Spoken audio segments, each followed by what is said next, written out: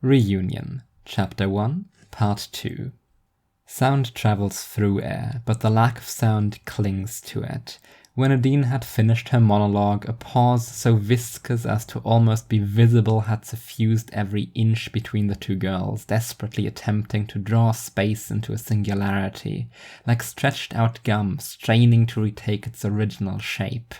She could feel it, the wild nervous energy of excitement, exhaustion, and uncertainty vibrating against a medium that no longer gave way as air should. "So, what will you do?" 5 whole words. 4 more than most were ever graced with, perhaps a thank you at mealtimes if one were particularly lucky. Something to write in your journal. "The prophet spoke to me when I passed her the bread. All will be well. My faith shall reward me." The voice had an unnaturally crisp quality, as though syllables were appearing in mid-air just outside of Nadine's ear canal, instead of working themselves laboriously through the fleshy physicality of a human vocal tract. And oh, so young. No one had ever really explained why it is that Catherine's face had to be hidden behind layers and layers of paint at all time.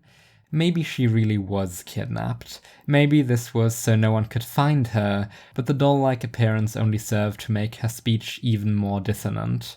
When someone barely looks like a person, it is hard to think of them as a child. Perhaps that was the point. However Cath came to be with the astral plane, it must have been fucked up in one way or another. Legality scarcely delineates ethics, and empathy inevitably puts one on collision course with the law eventually. But it can't have been legal either. Toddlers rarely just materialize, and adults occasionally find within themselves surprising hints of a conscience when children are involved. In all likelihood, very few knew, and the rest could convince themselves that there was no young girl, only a bit of walking iconography. "Get out, obviously. Away!" No. Unblinking eyes, themselves voids drawing silence inward, stayed fixed on Nadine as the head surrounding them mechanically rolled to the side. "What do you mean, no?" "It's possible that you'll get out, but you make it seem as though that were your current plan. It is not." "Yeah, it is." "How come you've never had to pass through my chambers any of the times you went to see a movie, then?" Another pause, less sticky and more pulsing. "Well, sure, I can leave the compound, but I can't leave. I'm a teenager, I don't have money. There's still people here." "How does there being people here stop you from leaving? It's a perfectly fine piece of architecture, significantly above average for the area value-wise, so I'd assume it's the people here that are precisely your reason for escape in the first place." "Not all, though. There are people who don't want to be here." "Do you know that?" "Do you want to be here?" "Physically, I don't think I care about the building. Just stone and wood at the end of the day. Most of them are not something I feel strongly about. But I do want to know if they're right."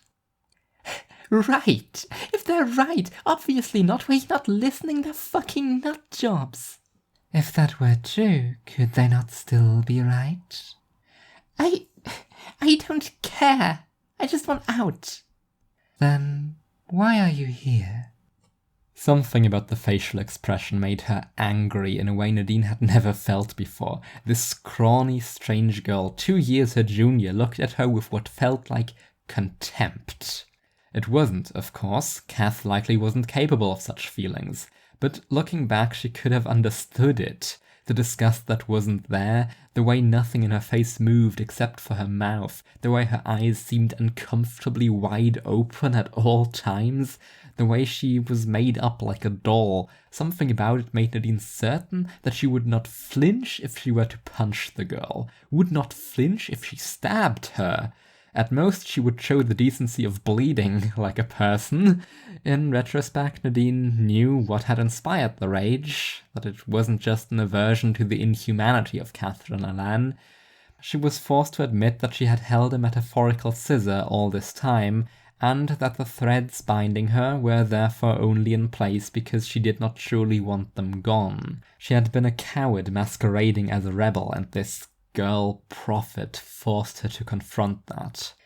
A frail being with curly black hair sat behind an ant colony.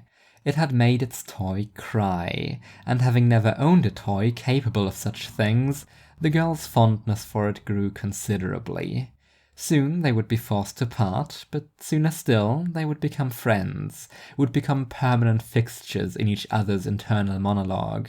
The girl had need of knowledge and the toy of freedom, desires which should of course grow irreconcilable in time, but for one precious year their need for each other outweighed these.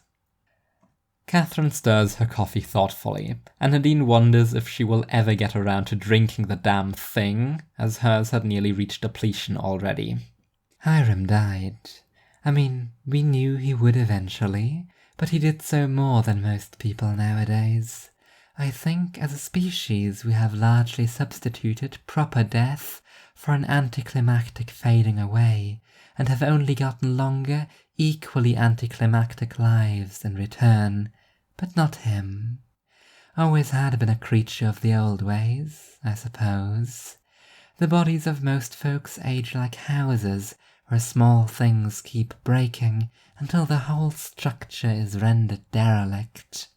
But he did it more like a bridge, only slight visual changes up until the whole mass of metal suddenly comes crashing down. Old man's mind stayed sharp for 2 more years, but I had to start leading the ceremonies and such, while he lay in his chambers, praying and drawing diagrams. You would have appreciated his schematics, sprawling, shape-littered things that seem to begin outside of themselves and end nowhere. Star charts on every wall 5 layers deep and intricately connected. That's when I most hoped him to be right. Then came the ritual. Wait, back up. When did rituals become a thing? Catherine's eyebrows utter surprise at the question, whose answer she well knows and expected her friend to share. Just then. It was the first we ever had, and the last one I witnessed before leaving. I hear the people who stayed tried more over the years, though I can't quite figure out why they would. Submitting oneself to repetition has always appeared a terrible fate to me.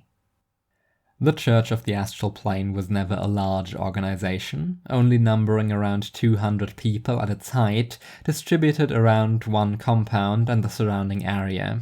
Apart from there never having been a website due to their founder, Hiram Goddall, harboring a profound distaste for anything digital, Nadine would name as the second reason for the small following that people were profoundly selfish in their occultism, while AP could not promise any more than a noble sacrifice, a goal to dedicate your life to, and possibly a spot in some future history, a laborious quest with no chance of experiencing the reward of your success. Heaven is lost. Let us find it. Intriguing. All right, what kind of ritual was it? He had been thinking about how ascension could be guided, sort of steered from the ground, and he thought he had figured it out. He just had to coordinate around the time of departure, let's say. You're telling me he predicted when he'd die? Yeah, although I must admit it becomes less impressive with context. He figured out when he'd decide not to take his medication, and we made preparations to get him and everyone as far away from light pollution as we could. We lit some fires in specific spots, drew some shapes, and we chanted. Not Hiram, of course, his job was easier. Quiet observation transitions into death quite cleanly. I was sure I'd be able to sense it happen, felt like I should be capable of it, and yet nothing. Preoccupied with chanting, perhaps, though that's most likely an excuse. At some point the old man was gone, and we didn't even notice. Just a camping chair with a corpse in it, and not a new star in sight. To break their teachings down in a straightforward and therefore necessarily woefully oversimplified manner, the light of God is literal, and moreover, let there be light is singular. To the Church there existed once an actual unitary shining beacon in the sky to guide humanity into the paradise of heaven, far above the inaneness of the night sky. When Lucifer was banished, however, he tore with him bits of that heavenly light, and shattered it across the astral plane to confuse the souls of humans and made it impossible for them to find God. The inaneness is a place teeming with demons, unfortunately, so any soul that strays through it aimlessly is doomed to quickly meet its fate and surrender the light stored within it in turn. The more pious, the brighter. These are most of the stars we see today, so holds the Church, and they only increase our confusion.